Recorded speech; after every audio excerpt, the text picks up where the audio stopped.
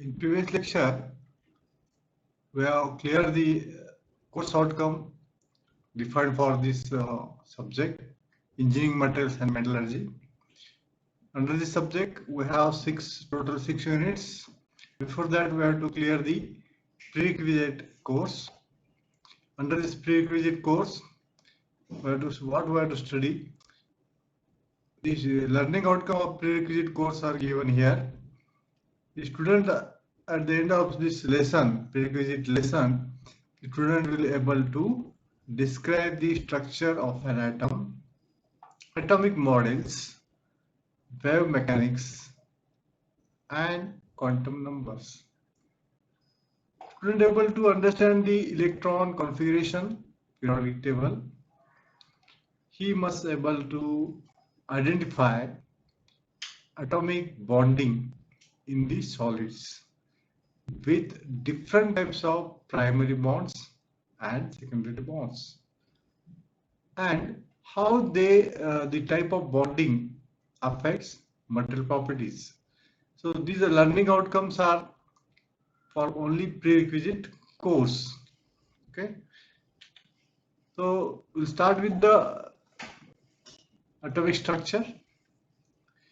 After completion of this lecture, watching this lecture, the student able to will know why certain materials have particular sets of properties, why study atomic structure and interatomic bonding, why to study this atomic structure and interatomic bonding, understand the concept of atomic structure.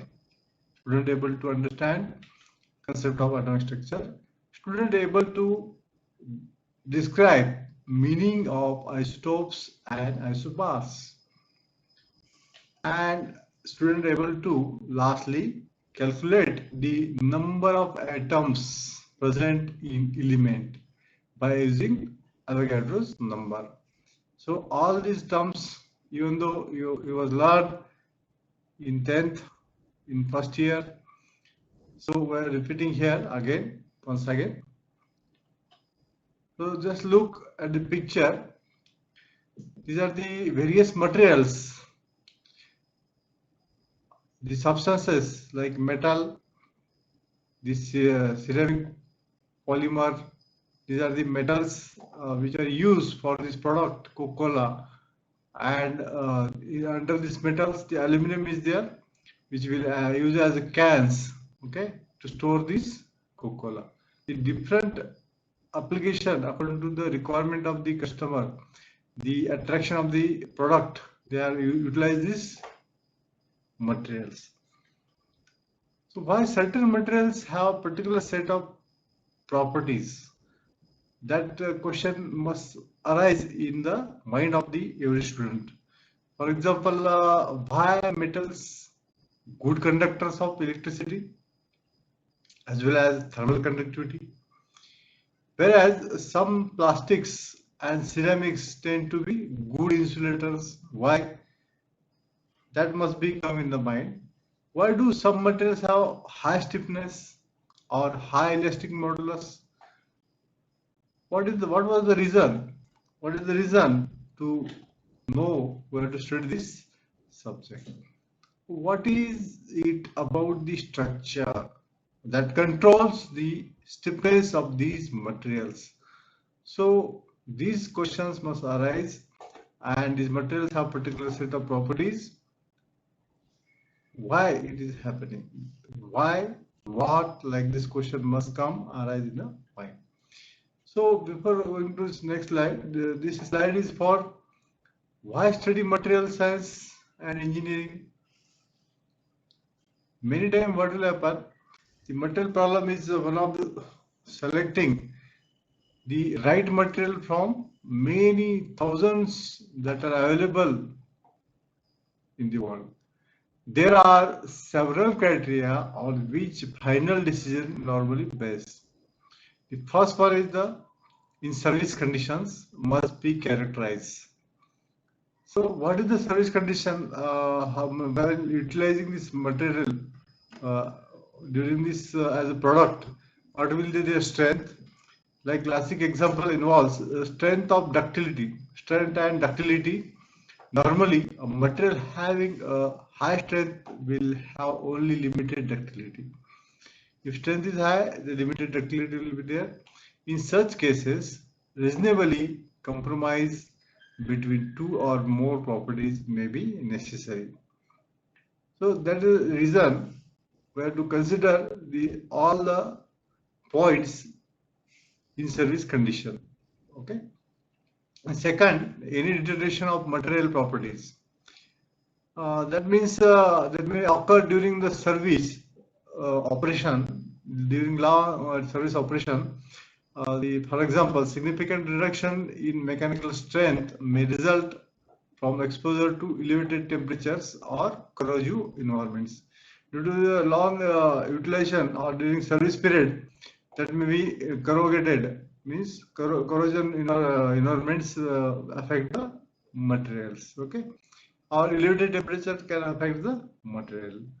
So this condition also kept in the mind. Finally, economics. What will be the finished product cost? Finished product cost is very important. So that will also affect the decision to select which material. A material may be found that has the ideal set of properties, but is prohibitively expensive. That may be case. Here again, some compromise is inevitable. The cost of finished piece also includes any expense incurred during fabrication to produce the desired shape. The fabrication is manufacturing with the latest manufacturing, advanced manufacturing techniques that may be affect. That will be the selection criteria, and which will affect on the finished product produced cost. Okay, so that is the economic. These are the three given problems. We can select the material. There are several problems are there we can consider during the selection of material. Okay, that's why we have to study the material science and engineering. See, next for this prerequisite course, we are studying the atomic structure and interatomic bonding. But why to study this interatomic structure and interatomic bonding? See, this is a natural example made by the nature.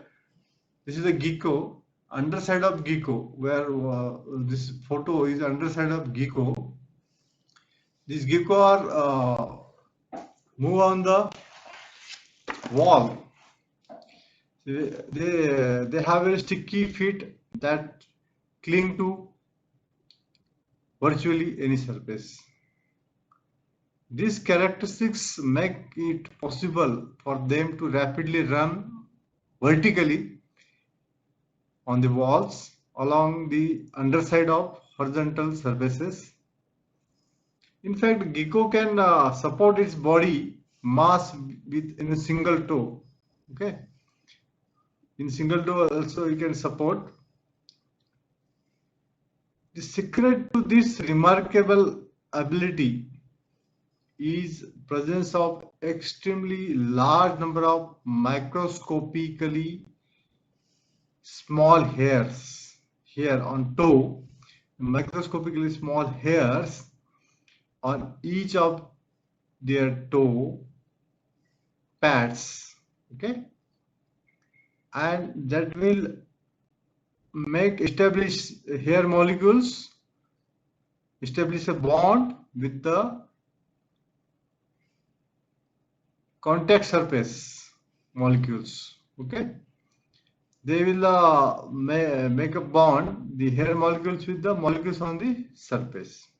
That may be a secondary bond, van der Waals bond, and are established between the small numbers explains why the gecko surface are tightly tightly fixed on the vertical walls. This is the reason behind this.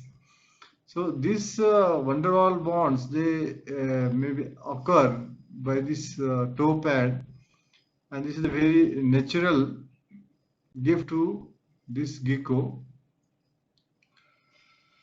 The another interesting feature of this toe pad is that they are self-cleaning. These toe pads are self-cleaning, and dirt particle doesn't means stick to them.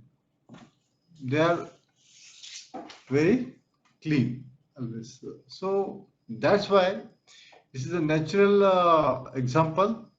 So can we make like this? Think about this, and for that purpose you must be clear what is the atomic structure, what is the interatomic bonding, how it will form. So that's why this is the example shown to you. Okay, go on next slide. Before going to this, you must know the various matter in this world. What are the different types of matters? Solid, liquid, and gas phase. In solid, this is the example phases of matter. This fixed volume, whole shape, fixed volume. In liquid, the shape of container and free surface is there with fixed volume. And this is the gas shape of container. It occupied by the volume of this volume of container occupied by this gas. So this is the example of this only one H2O. You can select the H2O. This is the ice cube, this is water and gas. These are the phases of matter. You must know. That's why you are studied. These are the solid, liquid, and gases. Solids are like this example: ice brick, wood, and liquids: petrol, vinegar, paint, water. Gases: helium, oxygen. These are the examples of gases and various substances.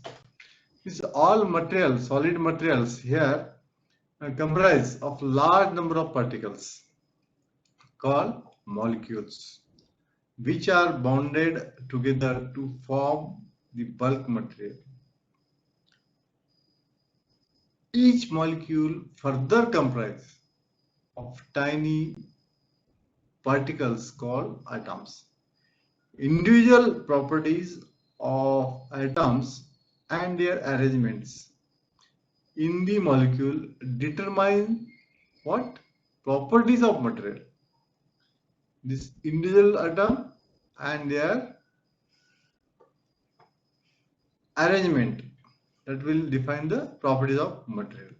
So therefore, to understand these properties and structure of material, it becomes necessary to study the structure and characteristics of individual atoms.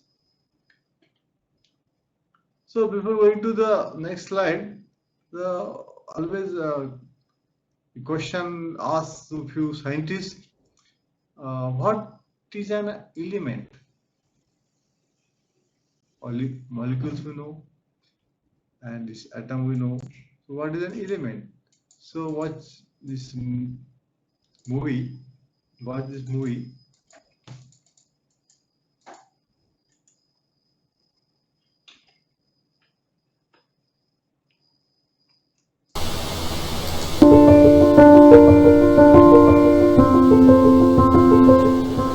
Well, that is a massive question. Well, that's a question for a chemist. There's the short answer would be the constituents of matter. And there's also a long answer which will take very long. A chemical element is what is conserved in chemical reactions.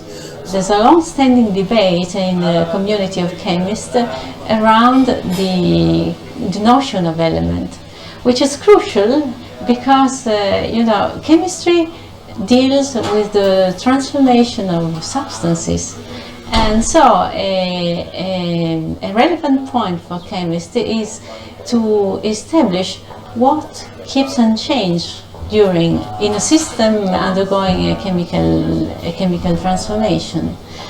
The element, the notion of element, should serve exactly this purpose. I would go with the Lavoisier definition of an element to begin with, and it's the last stage of chemical decomposition. If you take any substance, if you break it down to its more elementary components, you will reach a point which you can't go beyond that point. You can't simplify anything further. In a way, I would go with a definition that was actually proposed by Elena Kibaudi and her colleagues, which is to focus on the nucleus and its specific charge, because that is conserved both within simple substances and compounds. Let's say, for example, we take hydrogen and oxygen and we compose water, then the substances of diatomic hydrogen gas and oxygen gas actually don't exist as such in water, but the elements do. If we see it as a type of nucleus that is defined by the number of protons in it, then that would actually solve that problem. So we go to next slide. So what we learn? An element, a substance that cannot be broken down into two or more different substances. It cannot decompose into simpler substances by any simple chemical process also. That is the last stage of any substance. This is the element in the last stage. Each element has its unique properties. Each and every element has its unique properties. And how many elements on the earth? There are total 118 elements that exist on earth. So going to the next atom, the smallest particle of an element that takes part in chemical reaction is termed as atom. So according to the atomic structure, the atomic weight, atomic number, these elements are arranged, and the total 118 elements are shown in this tabular form, and this tabular form is known as periodic table of the elements. These elements are here organized with this color presentation. Here metal, here blue, it's shown metal, semi-metal and non-metals. See here the green color, here non-metals, and these are the metals, the alkali metal, alkaline metal, transition metal, these are the transition metals, these halogen atoms, and these are the lanthanides and actinides. Okay, these are not actually that we are studying. We have to study on the focus on these metals, non-metals, and these are the semi-metals. Okay, so this is the representation of this hydrogen. This one number here taken. This is number 1 means period. These row shows periods, and vertical column number are shown here groups. See here, these groups and periods.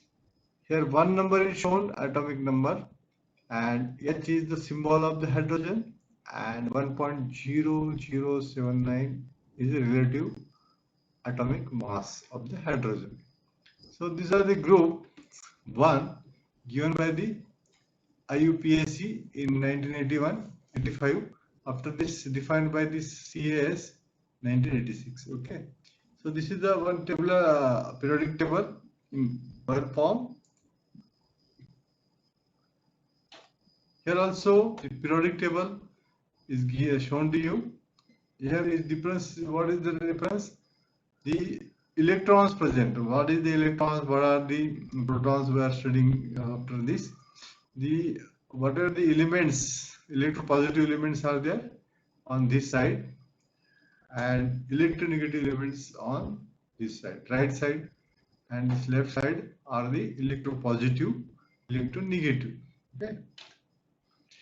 So then element is composed of atoms that have the same atomic number.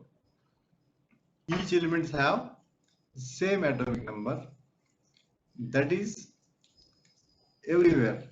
Wherever we found this element, that will be having same atomic number, and each atom has the same number of protons in its nucleus. So for that purpose, we have to study in detail atoms, as all other the atoms of the element. So what is the proton nucleus? We'll study later on.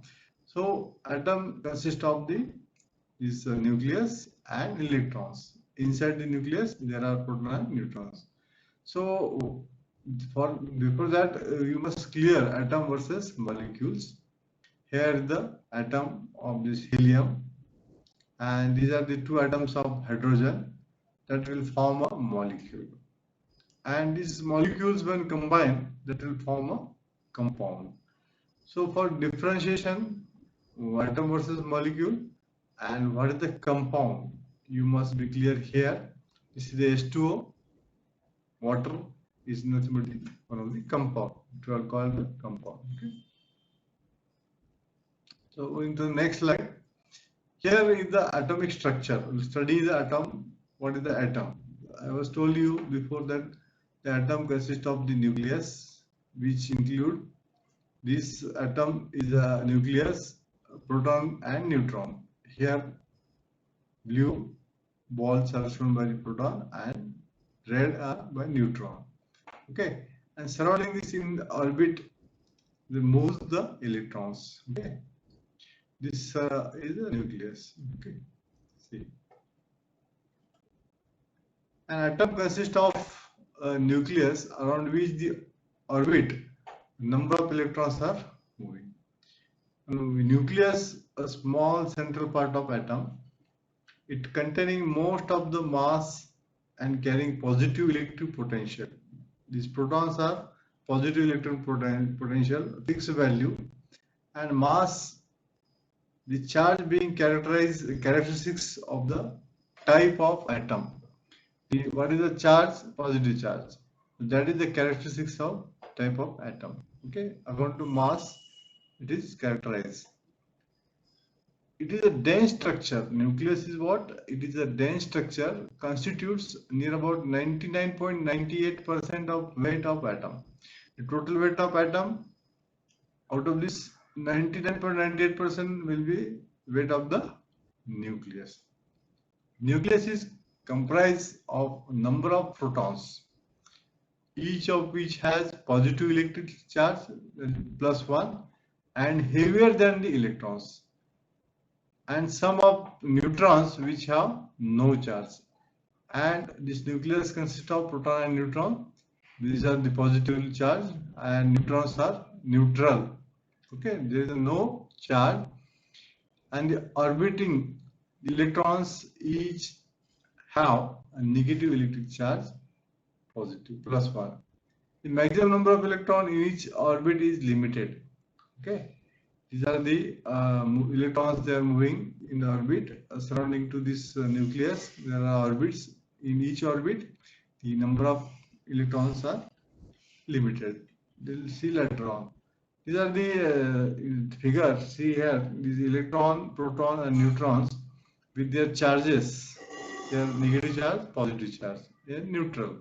The rest mass, gram. See here, mass. Okay. This is the effective radius. These are the rest mass equivalent energy. These are shown to you. That will be differentiate the electron, proton, and neutrons. So atomic number is what? Atomic number of this atom or element is proton number, and the symbol is head of a chemical element is the number of total protons found in the nucleus of every atom of that element. Means whatever the number of atoms are there, protons are there, that is nothing but the atomic number. The atomic number uniquely identifies the chemical elements. According to the atomic number in the periodic table, they are kept in the periodic table according to the atomic number. It is identical to the charge number of the nucleus. See here, atomic number is represented here for hydrogen 1. These are the number of protons. Okay. After that, atomic weight. Atomic weight is nothing but the weight of an atom is nearly equal to the total weight of protons and neutrons. The total weight of this proton neutron is nothing but the atomic weight. So this is the atomic number, this is the atomic weight. So atomic mass is what? The mass of protons plus mass of neutrons. Okay. And what is atomic weight? Weight of atom is equal to total weight of protons and neutrons. It's termed as atomic weight. The atomic mass units or atomic weight unit is given here. The atomic mass unit is AMU. Is often used to express atomic weight. 1 AMU is defined as 1/12 atomic mass of the most common isotope of carbon atom that has 6 protons, Z is equal to 6 and 6 neutrons inside the nucleus. So what is the mass of proton and neutron? For this one is 1.66 into 10 raised to minus 24 gram, 1 AMU. The atomic mass of the 12C atom is 12 AMU. The atomic weight of an element is equal to weight average of the atomic masses of atoms naturally occur isotopes. The atomic weight of carbon is 12.011 AMU. The atomic weight is often specified in mass per mole. Then what is the mole? Mole is the amount of matter that has mass in grams equal to atomic mass in AMU of atoms. Mole of carbon of mass 12 grams. The number of atoms in the mole is called as Avogadro's number. So these are the few terms already studied. And this 1 AMU per atom is equal to 1 gram per mole. Okay. You can also watch the videos also given in the or prerequisite course on GenoView website. So this is a one video to clear you concept isotopes and isobars. By now we are aware of what exactly the concept of atomic number and atomic mass is. Atomic number is simply the number of protons present inside the nucleus of an atom, whereas the atomic mass is the number of protons and neutrons present in the atomic nucleus. So when we have to represent both these entities for an element, how do we write it? Is there a specific way for representing it? Yes. The chemical symbol of the element is written with atomic number at its bottom on the left side, that is in subscript. On the other hand, the atomic mass is written on the top left side in superscript. Something like this. The symbol of the element, its atomic number and its atomic mass. Now how do we represent a simple element like carbon? That's right, something like this. The atomic symbol, that is C, followed by the atomic number 6 and atomic mass 12 at the respective places. Now what if it's another element, say chlorine? Something like this maybe? Yes, one type of chlorine atom can be represented like this. Why did I say one type of chlorine atoms? Are there more types of chlorine atoms? Yes, some chlorine atoms have 20 neutrons instead of 18 in their nucleus. Then how do we represent this type? Yes, just like this representation. However, we now need to understand what exactly that is. There are many such cases where atoms of the same element exist in different forms. These forms are called the isotopes. Yes, in simple words, isotopes are defined as the atoms of the same element having the same number of protons but different number of neutrons. Yes, same number of protons but different number of neutrons. Just as we saw in the case of chlorine, all the atoms have 17 protons, but a few of them have 18 neutrons while some others have 20. So these are the isotopic forms of chlorine. Similarly, several elements have isotopic forms. For instance, we have carbon with 3 isotopes. As we can see here, each isotope has 6 protons but different number of neutrons. One has 6, the other has 7, and the last one with 8 neutrons. We name these isotopes as carbon-12, carbon-13 and carbon-14 respectively. Now this was about the different forms of the same element. But what if I tell you that atoms of two different elements can have the same atomic mass? Yes. Let's understand this with an example. We take 5 different elements: sulfur, potassium, calcium, chlorine and argon. Now if you notice, in each case the number of protons and neutrons is different. It's 16 and 24 here, 19 and 21 here, and so on. That's right. However, the total number of nucleons in each sums up to 40. What do we mean by a nucleon? A nucleon is a proton or a neutron. Yes, each thing present in a nucleus is a nucleon. So the total number of nucleons in an atom is the sum of protons and neutrons. We can also say that the total number of nucleons in an atom is its atomic mass. Yes, understand this well. The total number of nucleons, which is nothing but the sum of protons and neutrons, is the same as the atomic mass of the atom. So coming back to our example, there are 5 different atoms here. Though the number of protons and the number of neutrons is different in each case, the total number of nucleons in each is the same, which means the atomic masses are the same. How? Yes, it's simple math. One of the sulfur isotopes that we have taken as an example has 16 protons and 24 neutrons.